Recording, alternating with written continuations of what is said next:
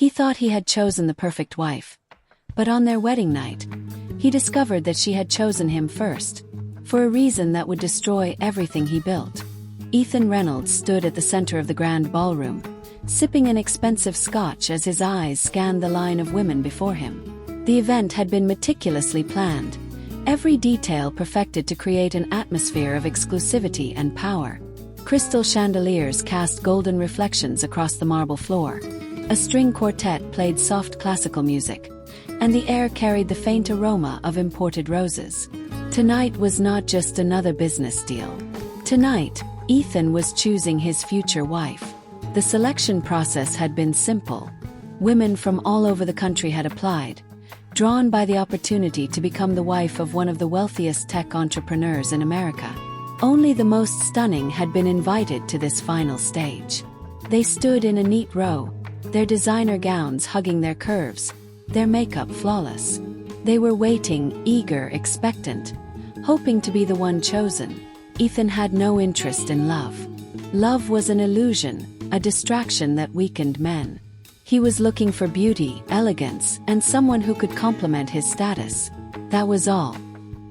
He took a slow step forward, studying each woman with the same detached precision he used when evaluating investments. His right-hand man, James Holloway, stood nearby, watching the spectacle unfold with visible discomfort. "You're really going through with this?" James muttered, low enough for only Ethan to hear. Ethan smirked. "Why not? If I have to get married, I might as well pick the best." James sighed but said nothing. He had known Ethan long enough to recognize that trying to talk sense into him was pointless when he had already made up his mind. One by one, Ethan examined the women. Some met his gaze confidently, others tried to appear demure. They had all come prepared, trained to present themselves as the perfect trophy wife. He passed by a woman with emerald green eyes, another with a radiant smile, but none felt exceptional. Then he saw her. She was breathtaking, tall, elegant, with a striking presence that set her apart from the others. Her name, according to the file he had reviewed earlier, was Isabella Carter. Her dress was a deep, midnight blue that contrasted against her porcelain skin. She stood with an air of quiet confidence, her sapphire eyes watching him with an intensity that most of the other women lacked. She wasn't trying too hard, nor was she timid. She simply existed in a way that demanded attention. Ethan stopped in front of her. Their eyes locked.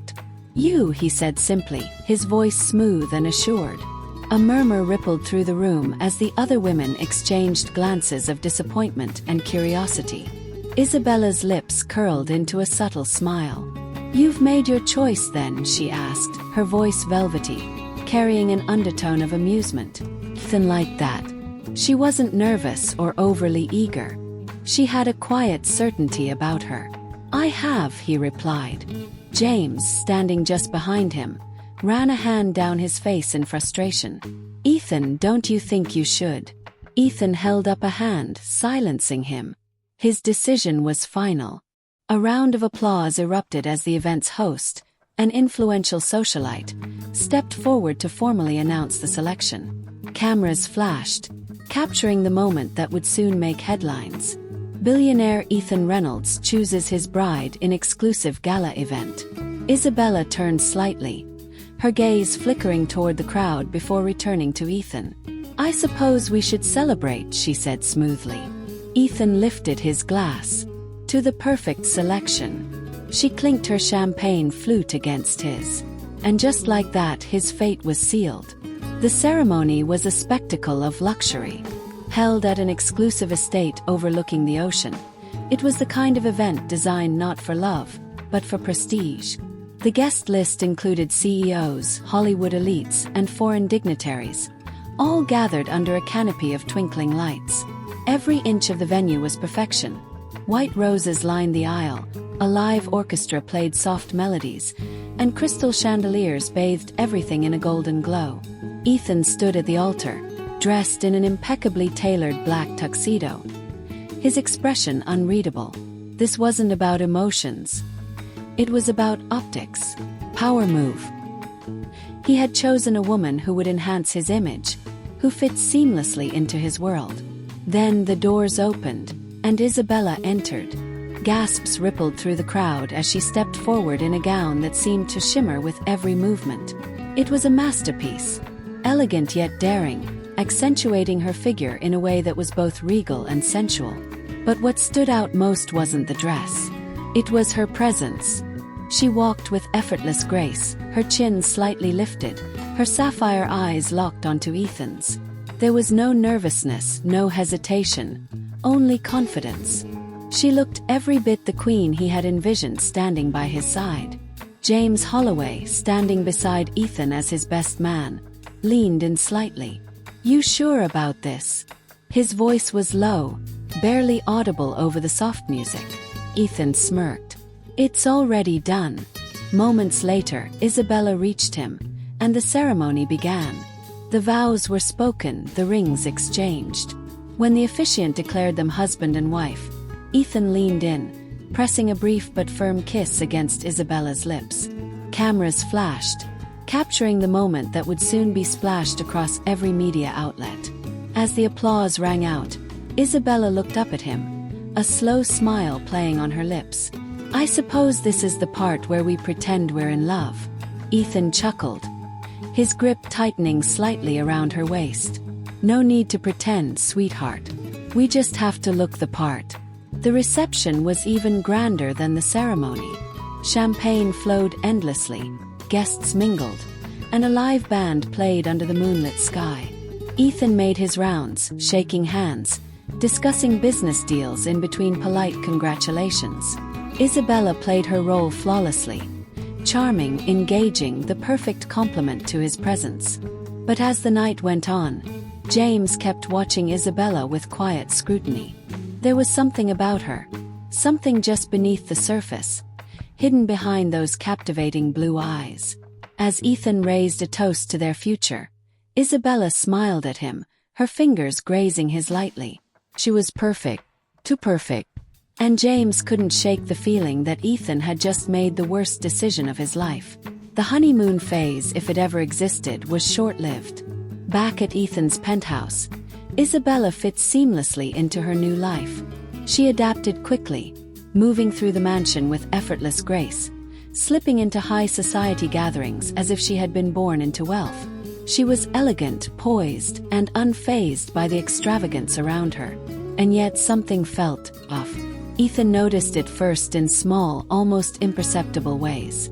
She never asked questions about his business, never seemed curious about his daily life. Most women he had dated had been fascinated by his wealth, eager to know more about his empire. But Isabella, she seemed completely indifferent. She attended social functions, smiled for the cameras, played the role of a billionaire's wife flawlessly. But beyond that, she was a mystery. Then came the disappearances. Nothing major at first. A few missing documents from his study, a financial report that had been left out and was suddenly nowhere to be found. His assistant, Claire, mentioned oddities in the office, calls that had been rerouted, emails that were opened but never responded to. One night, as he reviewed contracts in his private office, Ethan glanced at the security camera feed displayed on his computer. It was a habit, something he did unconsciously. That's when he saw her. Isabella was in his study, alone. She moved with precision, almost as if she knew exactly where to look. She reached for one of his desk drawers, opened it, and scanned the files inside. Then, just as quickly as she had entered, she shut it and walked out as if nothing had happened. Ethan leaned back in his chair, his jaw tightening. Could have been nothing. Maybe she was looking for something innocent. But why did it feel like she had been searching for something specific? He didn't say anything that night. He simply observed. The following day, James invited him for drinks at their usual high-end lounge. As they settled into their corner booth, James wasted no time. "She's hiding something." Ethan took a sip of his whiskey, unfazed. "You've never liked her." "That's not the point," James said, leaning in. "I ran a background check on her. Something doesn't add up." Ethan raised an eyebrow. "And James hesitated before sliding a folder across the table. She's not who she says she is. Ethan stared at the file. His gut told him not to open it. If he did, there would be no turning back. But curiosity won. Slowly he flipped it open. And what he saw made his blood run cold. Ethan's grip tightened around the folder as he scanned the documents inside. His pulse pounded in his ears. The file contained information about Isabella that wasn't just suspicious. It was impossible.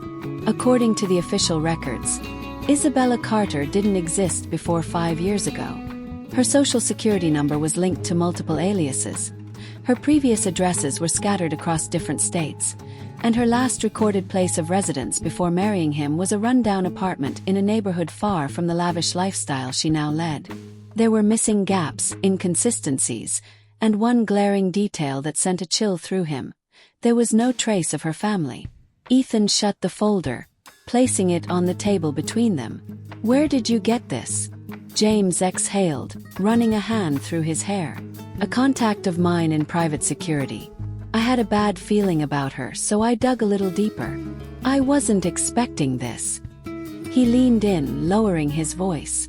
Whoever she was before all this, she didn't want anyone to know.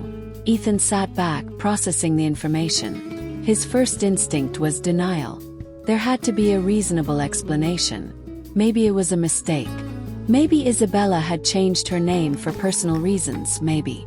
Well, a woman with a past like this doesn't just accidentally erase her history. James watched him carefully. "What are you going to do?" Ethan clenched his jaw.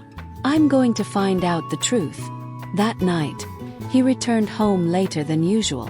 Isabella was in their bedroom, wrapped in a silk robe, brushing her long dark hair in front of the vanity mirror. She glanced at him through the reflection, smiling softly. "You're home late," she murmured, setting the brush down. "Tough day at the office." Ethan studied her, as if seeing her for the first time. Every movement she made was graceful, every word deliberate.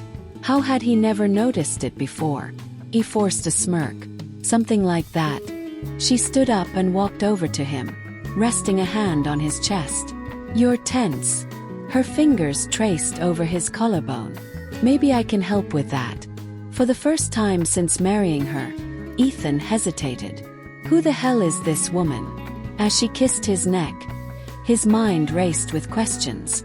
But one thing was clear: he needed to be careful. Because if Isabella had been lying about her past, what else was she lying about? Ethan barely slept that night, lying next to Isabella, feeling the warmth of her body against his. He couldn't shake the unease creeping into his mind. Who was she before all this? What was she really after? By the time morning came, his decision was made. He would watch her. If Isabella had a plan, he needed to figure it out before she made her next move. At breakfast, she was as poised as ever, sipping her coffee with a relaxed grace. "You seem distracted," she noted, tilting her head slightly. Ethan forced a smirk. "Just business." She smiled, setting her cup down. "Good. Because I was thinking, it's time I got more involved." Ethan's fingers tightened around his fork. "More involved? I mean," she continued, oblivious to his reaction, "I am your wife. People expect me to play a role in your world. Charity galas, public events. Perhaps even the company." She lifted her gaze to meet his. "Wouldn't it make sense if I had a more official position?" His stomach twisted.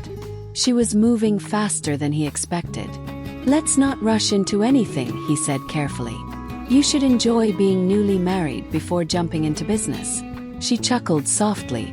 "Oh, Ethan, marriage to a man like you isn't just about enjoying the moment. It's about power, influence. And I want to be by your side." Her words were smooth, convincing. If he hadn't seen the file, he might have believed her sincerity. But now, all he could hear was calculated ambition. Later that afternoon, Ethan called Claire, his personal assistant, into his office. "I need you to monitor any changes in company access," he instructed. "Any unauthorized logins, suspicious activity, anything that seems out of place." Claire frowned but nodded. Of course, Mr. Reynolds. Should I be looking for something specific? Ethan hesitated before answering. Just keep an eye on everything. That night, Isabella stood by their bedroom window, gazing at the city lights. I was thinking, she murmured, we should host a charity fundraiser. Something public. Show everyone what a perfect couple we are. Ethan leaned against the doorway, arms crossed. Why the sudden interest in charity? She turned, her expression unreadable. Because it's what people expect from a woman in my position. Ethan held her gaze. She was playing a game. The only question was, what was the end goal? Ethan sat in his office, staring at the city skyline through the floor-to-ceiling windows. His mind kept circling back to Isabella's words. She wanted to be involved. She wanted influence. But why? He needed answers. Picking up his phone, he dialed James. Meet me in an hour. And bring everything you have on her. An hour later, they sat in a dimly lit private booth at an upscale lounge. James slid a second folder across the table. This is everything I could dig up. Ethan hesitated before opening it. Inside were more documents. Bank statements, travel records, old photos. But then something caught his eye. A newspaper clipping from over a decade ago. Carter family empire crumbles after scandal. His pulse quickened as he skimmed the article. Her last name wasn't Carter. It was Langley. Her family had once been one of the wealthiest in the country, until a hostile takeover wiped them out, leaving them bankrupt and disgraced. A hostile takeover led by Ethan's company.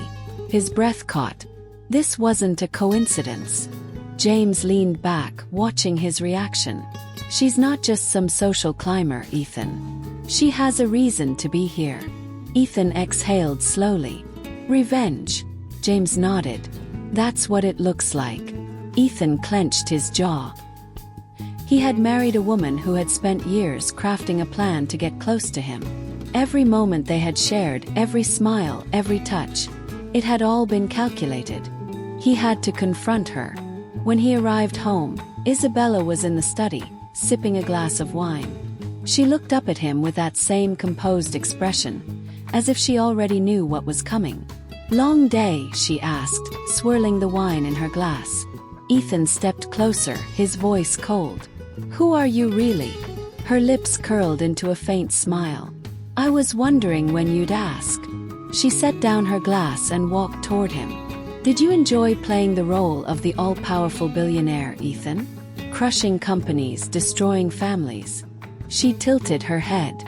Did you ever stop to think about the lives you ruined? His stomach twisted, but he didn't flinch. So this was your plan all along. Get close to me. Destroy me from the inside.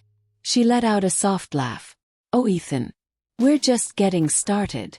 Ethan's body tensed as Isabella stepped closer. Her sapphire eyes gleaming with something between triumph and amusement. You married a woman you knew nothing about, she said softly. That was your first mistake. Ethan's hands curled into fists at his sides. And my second. Her smile widened. Trusting me. A chill ran down his spine. He had faced ruthless businessmen, high-stakes negotiations, and corporate betrayals. But this was different. Isabella wasn't after money. She wanted something far more personal. She wanted him to suffer. Ethan exhaled sharply, keeping his voice controlled. So what now?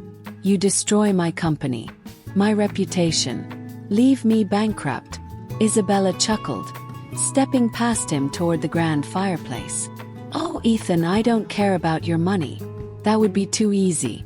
You need to experience what my family felt. The humiliation. The fall.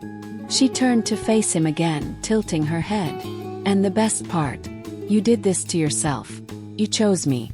You invited me into your world. Rage burned in his chest. He had underestimated her. He needed to act fast. If she had already infiltrated his business, then there was no telling what damage had already been done. Keeping his expression unreadable, he asked, "And what if I don't let you win?" She took a slow step closer, lifting a hand to touch his face. He fought the urge to pull away. "Oh, Ethan," she whispered, her lips dangerously close to his ear. "You already lost." His blood ran cold. Isabella turned away and exited the room, leaving Ethan standing in the dim glow of the fire, his mind racing. He was running out of time. Ethan couldn't afford to hesitate. Isabella had been playing him from the start, and now she was dangerously close to winning. He needed to regain control before it was too late. He pulled out his phone and dialed James. "We need to move. Now." Within the hour, Ethan arrived at his office, where James was waiting with Claire, his assistant. She had been monitoring suspicious activity in the company's systems, and what she found made Ethan's stomach drop. "She's already inside," Claire said, pulling up financial reports on the screen.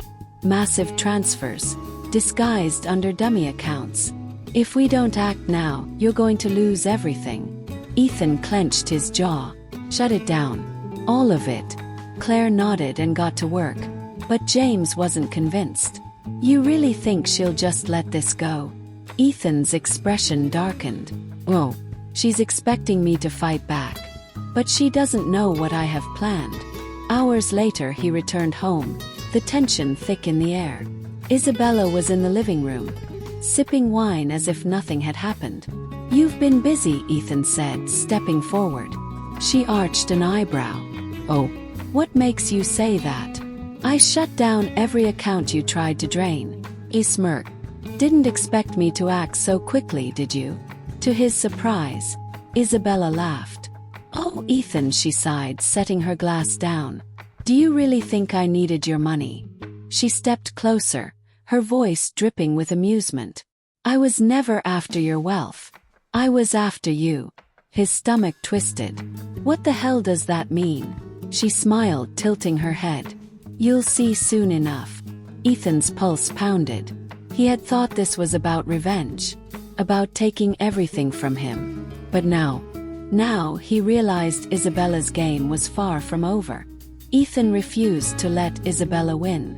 For the first time in his life he felt truly cornered, but he had one final move to play. If she wanted a game, he would give her one. After leaving her in the living room, he locked himself in his study and called James. "Whatever she's planning, we need to shut it down now," Ethan said. James hesitated. "Ethan, what if she's not after the company at all?" Ethan frowned. "What do you mean?" James exhaled. "What if this was never about money? Never about revenge? What if it's something deeper?" The thought unsettled Ethan, but he shoved it aside. "It doesn't matter. I'm ending this tonight." He had already contacted his legal team, ensuring that Isabella would have no legal claim to his assets. But the real fight wasn't on paper. It was here in his own home. Steeling himself, Ethan walked back to the living room. Isabella was still there, reclining elegantly on the couch, a glass of wine in her hand. He stared at her, determined. "It's over." She looked up, completely unfazed. "Is it?" Ethan narrowed his eyes. "I've cut off every account you accessed. You won't get a cent from me." Her lips curled into a slow, knowing smile. "Oh, Ethan," she murmured, standing up and walking toward him. "Do you still think this is about money?" She reached out, tracing a finger down his chest. "Chose you, Ethan. Just like you thought you chose me. But the truth is," she leaned in closer, her breath warm against his ear, "you were always mine." A cold shiver ran down his spine. Ethan had spent his life believing he was in control. But for the first time, he wasn't sure who was truly playing whom. Ethan had always believed himself to be untouchable, unshakable, the master of his own world. But now, standing in front of Isabella, hearing those chilling words, "You were always mine," he felt something foreign creep into his chest. His jaw clenched. "You think you can manipulate me, control me?" Isabella chuckled, stepping away with effortless grace. "Oh, Ethan, you've been under my control since the moment you laid eyes on me." He shook his head. "Whoa, this ends now." He turned, ready to walk away, ready to call security, ready to erase her from his life. But her voice stopped him cold. Go ahead. Try. Ethan looked back, and for the first time he saw it. Not a woman caught in a game of power. Not a gold digger. Not a schemer. A woman who had been planning this moment for years. He had thought she wanted his money, his company, his reputation. But none of that mattered to her. She wanted him to fall, to doubt, to break. And the worst part, she had already won. She tilted her head, eyes gleaming. Tell me, Ethan, do you regret choosing me yet? Ethan's fingers curled into fists, his heartbeat pounding. And for the first time he realized. His mistake hadn't been choosing her. His mistake had been believing he had a choice at all. Ethan sat alone in his study, the weight of everything pressing down on him. He had spent his life controlling every detail, ensuring every decision led to victory. Yet here he was, played, outmaneuvered, and trapped. Isabella wasn't just a mistake. She was a reckoning. For the first time he saw himself through different eyes. Arrogant, superficial, careless. He had chosen a wife the same way he chose his investments, judging only the surface, ignoring the substance. And now he was paying the price. A knock at the door pulled him from his thoughts. James stepped in, his expression cautious. You look like hell. Ethan let out a dry chuckle. Feels about right. James took a seat across from him. So, what now? Ethan exhaled, rubbing his temples. I don't know. That was the worst part. He had always known the next move. Always had a plan. But now, there was no strategy to fix this. James leaned forward. Maybe it's time you stop trying to win and start trying to learn. Ethan met his gaze, and for once, he didn't argue. Because for the first time in his life, he wasn't the smartest one in the room. Days passed, but the storm inside Ethan didn't settle. He had lost control, lost the illusion of power he once held so tightly. Isabella had come into his life like a whisper of fate, and now she had left an undeniable mark, one he couldn't erase. One evening, as he returned to his penthouse, his doorman handed him a small envelope. No sender, no markings, just his name, elegantly written in deep red ink. A chill ran down his spine. Inside, a single note. You were always mine, Ethan. This was never about revenge. It was about reminding you, power isn't about what you own. It's about who owns you. At the bottom, her initials. E. Ethan exhaled, gripping the letter. He had won the battle, cutting her off, reclaiming his assets, but he hadn't won the war. Isabella had left, but her presence still loomed. She wasn't done with him. His hands tightened around the paper before he let it slip onto the desk. The fire crackled in the background, its flames flickering like a taunt. He had spent his whole life chasing dominance, fortune, and control. But now, for the first time, he wondered, had he ever truly been in control at all? Have you ever made a decision thinking you were in control, only to realize too late that you were the one being played? Ethan believed he had everything figured out. His wealth, his power, even his choice of a wife. But in the end, he wasn't the hunter, he was the prey. Isabella didn't just take his fortune. She shattered his certainty, proving that sometimes, the real game is being played long before you even step onto the board. Click on the video on your screen to continue this journey of self-discovery and uncover more stories that challenge the way we see power, trust, and deception. Don't forget to subscribe and turn on notifications so you never miss the next lesson hidden in a powerful story. See you in the next one.